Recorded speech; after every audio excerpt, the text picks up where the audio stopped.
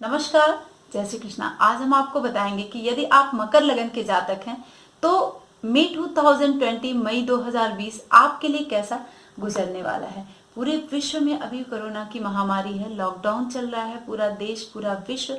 तो किस तरह से मई का महीना बीतेगा, बहुत कुछ हम वर्ष कुंडली, विश्व कुंडली और स्व कुंडली से प्रभाव को जानने की कोशिश करते हैं। सबसे पहले आप देखें कि यदि आपके प्रथम भाव में मकर लगन है, 10 नंबर है, तो आपका जो लग्न है वह मकर हो गया। मकर लगन का जो स्वामी होता है वह शनि होता है। ऐसे लोग धार्मिक विचारों वाले होते हैं, आध्यात्मिक प्रवृत्ति के होते हैं, धैर्यवान होते हैं और आत्म प्रशंसक होते हैं। ठीक है, वो खुद से अपनी प्रशंसा करते हैं। ये बड़ी एक इसको क्वालिटी कह लें या फिर डी क्वालिटी कह लें, ठीक है, डिसक्वालिटी कह लें।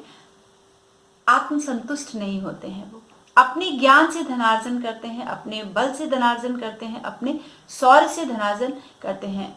दार्शनिक प्रवृत्ति के होते हैं, इस तरह की जो प्रवृत्ति है, और बड़े ही आदर्शवादी विचारधारा के होते हैं।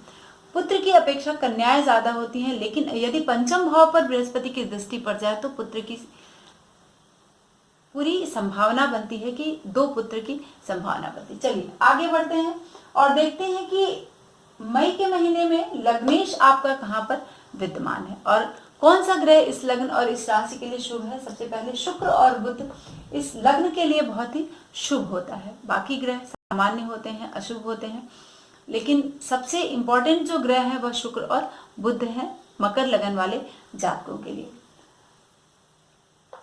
सप्तम भाव चंद्रमा का होता है। पत्नी सुंदर होती है, मनोहारिणी होती है, तो इस तरह की प्रवृत्ति मकर लगन वाले जातकों के जीवन में होता है। अब हम चलते हैं कि शनि लग्न में ही विद्यमान है। लग्नेश सबसे इंपॉर्टेंट होता है। जब भी हम गोचर के विषय में बताते हैं, ट्रांजिट के विषय में बताते हैं, मंथली प्रेडिक्शन जो हम बताते हैं, तो उसमें सबसे इंपॉर्टेंट लग्न होता है। लग्न में ही शनि विद्यमान है और 11 मई को 9:39 पर यह वक्री हो जाएगा और 29 सितंबर तक शनि वक्री रहेगा। तो इस महीने में यानी 11 तारीख तक मार्गी है वह गति उसकी, उसके बाद वह वक्री होगा। बृहस्पति के साथ यहाँ पर विद्यमान है, मंगल भी 4 तारीख तक यहाँ पर रहने वाले हैं। तो शनि एक शुभ वाली स्थिति है। हर काम में अड़चनों के बाद पहले अड़चन आएगी, विलंब होगा, लेकिन फिर भी काम जो है वह होगा। थोड़ा सा विलंब होगा, देर होगा, लेकिन काम जो है वह पूरा जरूर होगा। जब शनि लग्न में बैठा है 11 तारीख तक, यह आपके आत्मविश्वास को बहुत ही बढ़ा देगा। शनि लग्न में बैठ, लग्नेश अगर लग्न में हो, जैसे हम अपने घर में रहते हैं तो कितने स्ट्रांग पोजीशन में रहते हैं ना, कोई भी आता है तो हमें कोई डर नहीं होता है या हर काम हम बहुत सुचारू तरीके से करते हैं ना। तो ये स्थिति आपकी यहाँ पर मकर लगन वाले जातकों की बनेगी। लोगों पर आपका प्रभाव जो है वो बढ़ चढ़कर रहेगा। बहुत सारे मित्र आपके यहाँ पर मिलेंगे, उनका स्नेह भी आपको प्राप्त होगा। शनि जब मकर लग्न में रहेगा, आपकी कीर्ति यहाँ पर बढ़ने वाली है। मई के महीने कोई भी उत्तरदायित्व है जो वो निभाएंगे आप, और उसके योग्य आप कोई बड़ा पद आपको प्राप्त होने की संभावना मई के महीने में बनेगी। व्यवसाय आप बढ़ा सकते हैं अपना, और काफी अच्छा रहेगा। जब वो वक्री होगा तो वह द्वादश भाव के भी प्रभाव को यहाँ पर प्रदान करेगा। और शनि जब द्वादश भाव में होगा तो थोड़े से आपको प्रॉब्लम क्रिएट कर सकता है 11 तारीख के बाद से, है ना, क्योंकि केतु भी वहां पर है, बृहस्पति भी वक्री होगा, तो द्वादश भाव में थोड़ा सा आपको वहां पर संभलने की जरूरत है। वैसे तो हम गुरु और शनि के ही विषय में द्वादश भाव में सिर्फ फलादेश करते हैं, क्योंकि शनि जो है वह जब वक्री होगा 11 तारीख के बाद से, तो आपके नौकरी में आपको सबसे ज्यादा ध्यान देना है। अगर आप नौकरी पेशा है, नौकरी कर रहे हैं, तो नौकरी छूटने की संभावना यहाँ पर बन सकती है। आपकी तरक्की जो है 11 तारीख के बाद से रुकने की संभावना बन सकती है। किसी कारणवश यदि कारावास योग है आपकी जन्म पत्री में, क्योंकि 4 तारीख के बाद से मंगल भी यहाँ पर आ जाएगा और शनि वक्री होकर द्वादश भाव के प्रभाव को देगा केतु के साथ। तो अगर कारावास योग आपकी जन्म पत्री में भी है तो यहाँ पर योग बन रहे हैं, तो उससे आपको सावधान रहने। विदेश यात्रा की कंडीशन बन रही है, व्यवसाय बिल्कुल अच्छा नहीं रहेगा। मई 11 तारीख के बाद से बंद होने की संभावना आपकी बन जाएगी। तो जो कुछ भी करना है 11 तारीख तक फटाफट आप कर लें, ठीक है। उसके बाद आपको थोड़ा सा दिक्कत आएगी जिससे अशुभ प्रभाव पड़ेगा। और मकर राशि में ही चूंकि बैठा है, लेकिन द्वादश में धनु में आ जाएगा, तो आपको पत्नी से थोड़ी सी दूरी बना देगा। स्त्री सुख में भी वहां पर बाधा प्रदान करेगा जब वह द्वादश भाव में विद्यमान होकर उसके प्रभाव को देगा। अब हम चलते हैं कि द्वितीय भाव का भी स्वामी शुक्र शनि है, तो शनि इस तरह के प्रभाव से आपको 2-4 करवाएगा। और अब हम देखते हैं कि बृहस्पति आपके तृतीय भाव का स्वामी है और आपके द्वादश का स्वामी है। तृतीय और द्वादश शनि के साथ यहाँ पर लग्न में बृहस्पति विद्यमान होगा। तो जब बृहस्पति लग्न में आपके विद्यमान होगा, तो अब चूंकि उसकी नीच की राशि है बृहस्पति की और बृहस्पति शनि उसकी स्वराशि है, तो यहाँ पर आपको थोड़ा, चूंकि शुभ नहीं है बृहस्पति इस लग्न और इस राशि के लिए, तो आपको सावधान रहने की जरूरत है और बड़े लोगों से थोड़ा सा बचकर रहिएगा, क्योंकि यहाँ पर अपमान वाली स्थिति आपके यहाँ पर बन सकती है। मन थोड़ा सा उसको लेकर उदास हो सकता है, खर्च बहुत होगा, ठीक है।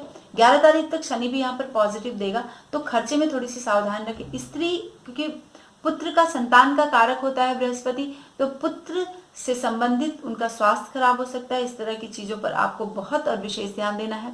स्त्री पक्ष पर भी आपको विशेष ध्यान देना है। आपके वरिष्ठों से अनबन होने की संभावना पूरी बन रही है, जिसकी वजह से धन हानि यहाँ पर शो कर रहा है। जब 14 मई से 20:02 पर यह वक्री होगा बृहस्पति और 13 सितंबर तक यहाँ पर वक्री रहेगा, तो काफी लंबे समय तक बृहस्पति यहाँ पर वक्री रहने वाला है। द्वादश भाव के प्रभाव को आपको प्रदान करेगा, तो आपको थोड़ा सा ध्यान देने की जरूरत है। क्यों? क्योंकि बृहस्पति शुभ नहीं है आपके लिए।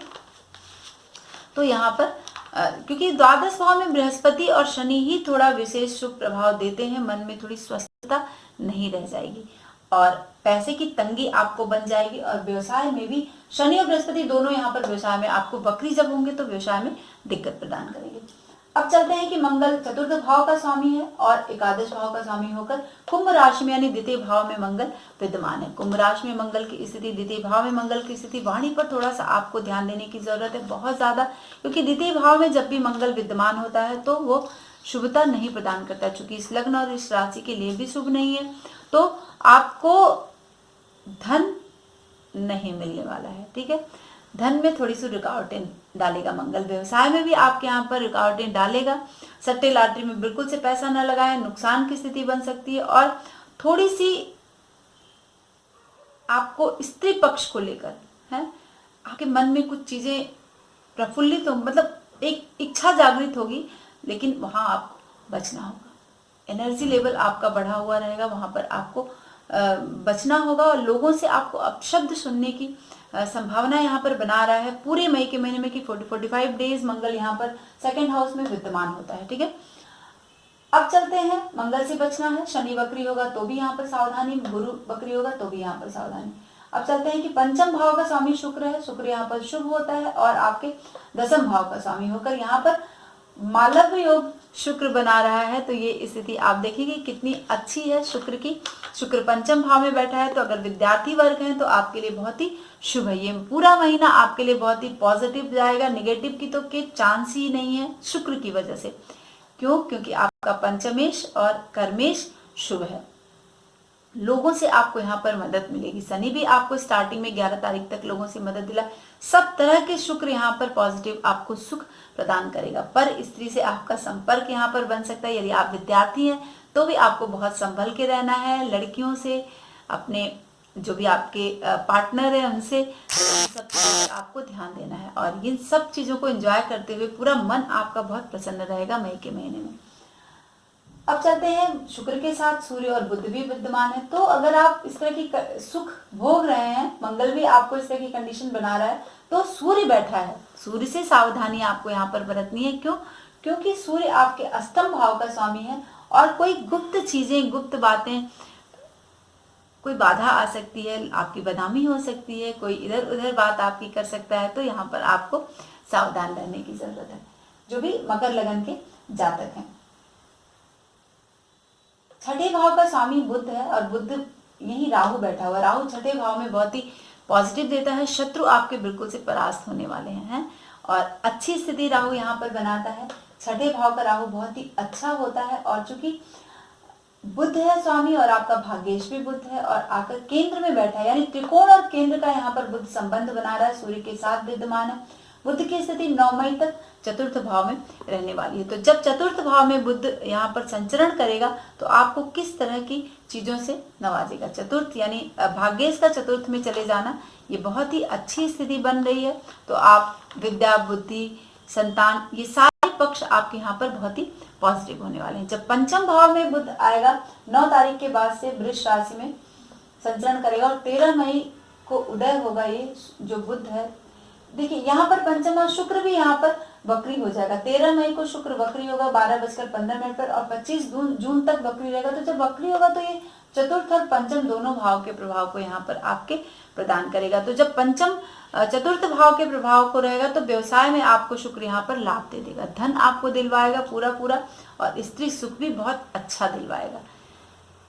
बुध की स्थिति क्या है, पंचम भाव में जब बुध आएगा 9 तारीख के बाद से, तो बुध आपको आपकी बुद्धि में थोड़ी शुभता देखने के लिए मिलेगी। जो बहुत तेज बुद्धि, तीव्र बुद्धि, विचारशीलता आपको बिल्कुल स्पष्ट तौर पर पंचम भाव में बैठकर बुध आपको प्रदान करेगा। छोटी छोटी बातों पर आप ध्यान नहीं देंगे, लेकिन बहुत ध्यान पूर्वक आपको सारा काम करना होगा।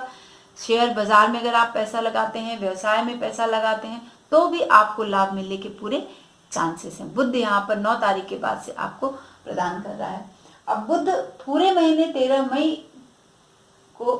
मई तक अस्त है ना, 13 मई को उदय होगा। तो 13 मई तक अस्त है, तो थोड़ा सा वीक है बुध। यहाँ पर आपको बुद्ध के मंत्रों का जाप अगर आप करते हैं, हरे कपड़े आप अपने शरीर पर धारण करते हैं, तो शुभता आपको बुद्ध की यहाँ पर देखने के लिए मिलेगी। जब 13 तारीख से वह उदय होगा तो आपकी बुद्धि की तीव्रता वहां पर देखने के लिए मिलेगी। लेखन कार्य बहुत ही सुंदर होगा, और अगर आप छात्र हैं, विद्यार्थी वर्ग हैं, तो अध्ययन का क्षेत्र बहुत ही उत्तम होगा, मन लगेगा आपका पढ़ाई में। ठीक है, तो ये स्थिति आपके लिए पॉजिटिव बनने वाली है। चलते हैं आगे। अब देखते हैं कि सूर्य की स्थिति क्या है। आपका अष्टम भाव का स्वामी सूर्य यहाँ पर 14 तारीख तक, 14 मई तक पंचम भाव में रहेगा और चतुर्थ भाव में रहेगा, और 14 तारीख को वह सूर्य जो है 17:16 पर वृष राशि में संचरण कर जाएगा। तो जब पंचम भाव में सूर्य, चतुर्थ भाव में रहने से सूर्य की स्थिति आपके यहाँ पर, क्योंकि यह आपका अष्टम भाव का स्वामी सूर्य शुभ नहीं होगा, तो थोड़ी सी तकलीफ दे सकता है। मन और दिमाग में थोड़ी कुछ उलझने आपके यहाँ पर दे सकता है। स्वास्थ्य पर बहुत विशेष ध्यान देने की जरूरत है 14 तारीख तक, जिससे कि आपको थोड़ी सी परेशानी हो सकती है यहाँ पर, क्योंकि ये रुकावटों का भाव है और यहाँ पर बुध के साथ बैठा थोड़ी थोड़ी रुकावट बीच बीच में आपको प्रदान करेगा। सूर्य को आप पूरे महीने यहाँ पर जल दें, लाल चंदन डालकर, और सफेद चावल जरूर डालें, खड़े चावल। क्यों? क्योंकि शुक्र आपका यहाँ पर द्वितीय बहुत शुभ है, शुक्र मकर लगन वाले जातकों के लिए, तो सफेद चावल का इस्तेमाल करें, सूर्य को जल दें, तो पूरी शुभता आपको यहाँ पर मिलेगी शुक्र की और सूर्य की एक साथ बैठने की वजह से जो दिक्कत आपको यहाँ पर आ रही है। पंचम भाव में सूर्य 14 मई से यहाँ पर संचरण कर जाएगा 17:16 पर वृष राशि में। तो पंचम भाव का जो सूर्य होगा वो थोड़ा सा आपके स्वास्थ्य को बिगाड़ सकता है, आपकी संतान के स्वास्थ्य को भी यहाँ पर बिगाड़ सकता है। औषधि पर पैसा बहुत खर्च होगा इस महीने 14 तारीख के बाद से। मन थोड़ा अस्वस्थ रहेगा, और स्वयं आप खुद भी और पत्नी का भी स्वास्थ्य यहाँ पर सही नहीं रह सकता, रहने की स्थिति बन रही है। तो जिसमें कि आप दोनों को एक, जिसको हम कह रहे हैं एक शब्द में कि जैसे घबराहट वाली स्थिति रही। हो सकता है कि ब्लड प्रेशर हाई हो या ब्लड प्रेशर के आप पेशेंट हो, तो उस पर आपको ध्यान देने की बहुत जरूरत है। अब केतु द्वादश भाव में बैठकर आपको क्या प्रदान करेगा? थोड़ा सा व्यय वाली स्थिति बनाएगा केतु यहाँ पर, और धन के मामले में थोड़ा आपको सावधान रहने की जरूरत है। छठे भाव में धन का लाभ यहाँ पर राहु करा रहा है, लेकिन ये थोड़ी सी हानि यहाँ पर द्वादश में कराएगा। तो चंद्रमा की स्थिति आपके सप्तम भाव में महीने की शुरुआत में 1 तारीख को यहाँ पर आपको क्या प्रदान करेगा? जब भी सप्तम भाव में चंद्रमा विद्यमान होता है, और वह 27 से 28 अंश लगभग चल चुका है चंद्रमा, और महीने की शुरुआत में वह 2 दिन आपको थोड़ा सा कष्ट प्रदान करेगा, यानी 30 तारीख, 30 अप्रैल और 1 मई।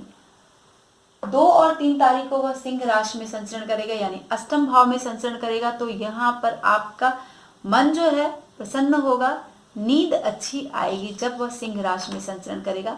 अब आए कि 5 और 6 तारीख को, यानी 4, 5, 6 तारीख को लगभग चंद्रमा नवम भाव में आएगा, यानी सप्तम भाव का स्वामी नवम भाव में जब आएगा तो आपके नींद में थोड़ी खलबली पैदा करेगा, थोड़ी कम नींद आएगी, मन में शांति की कंडीशन नहीं रहेगी, हाथ में पैसा नहीं रहेगा, तंगी वाली स्थिति 2 दिन, यहाँ पर सवा 2 दिन खर्चे होने की वजह से बन सकता है। दसम भाव में जब चंद्रमा आएगा, सप्तम भाव का स्वामी दसम भाव में आएगा, यानी 6, 7, 8 तारीख को लगभग वह 2 दिन बड़े संतोषजनक आपके यहाँ पर चंद्रमा बिताने वाला है।